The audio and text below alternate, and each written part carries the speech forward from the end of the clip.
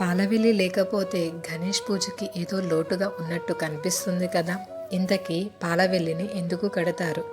ఈ అనంత విశ్వంలో భూమి అనువంతే. ఆ భూమి మీద సూర్యుడు, కొన్ని కోట్ల నక్షత్రాలు కనిపిస్తాయి, ఒక పాల సముద్రాన్ని తలపిస్తాయి అని వాటిని పాలపుంత లేదా పాలవెల్లి అంటాం.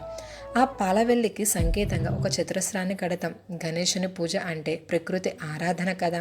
గణేశుని పూజలో భూమిని అంటే సృష్టి సూచించేందుకు, మట్టి ప్రతిమను జీవాన్ని అంటే స్థితిని సూచించేందుకు, పత్రిని ఆకాశాన్ని అంటే లయాన్ని సూచించేందుకు పాలవెల్లిని నుంచి ఆ ఆరాధనకు ఓ పరిపూర్ణతను ఇస్తాం. గణపతి అన్ని గణాలకు అధిపతి, తొలి పూజను అందుకునే దేవత కనుక ఆ గణపతిని పూజించడం అంటే ముక్కోటి దేవతలను పూజించడమే కదా.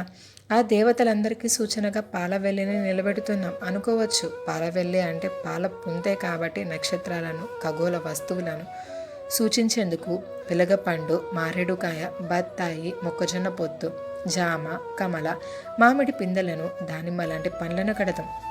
పైగా పాలవెల్లి చతురస్రాకారంలో ఉంటుంది. అంటే 4 దిక్కులు, అన్ని దిక్కులలో ఉండే దేవతలను పూజించినట్లే అన్నమాట. ఏ దేవతకైనా షోడశోపచార పూజలో భాగంగా ఛత్రాన్ని సమర్పించడం ఆనవాయితీ. వినాయకుడు అంటే సాక్షాత్తు ఓంకార స్వరూపుడు. గాణపత్యం అనే శాఖ ప్రకారం ఆయనే ఈ ప్రపంచానికి అధిపతి కాబట్టి స్వామికి చిత్రంగా ఆ పాలవెల్లిని కడుతున్నాం.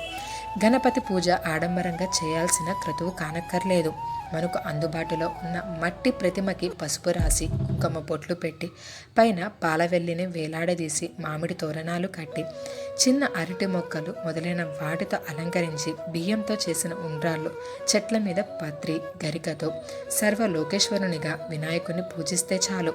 ఒకరోజే ప్రతిమను ఉంచేవారు. ఆ పండ్లను కూడా తినవచ్చు. ఓం గం గణపతి.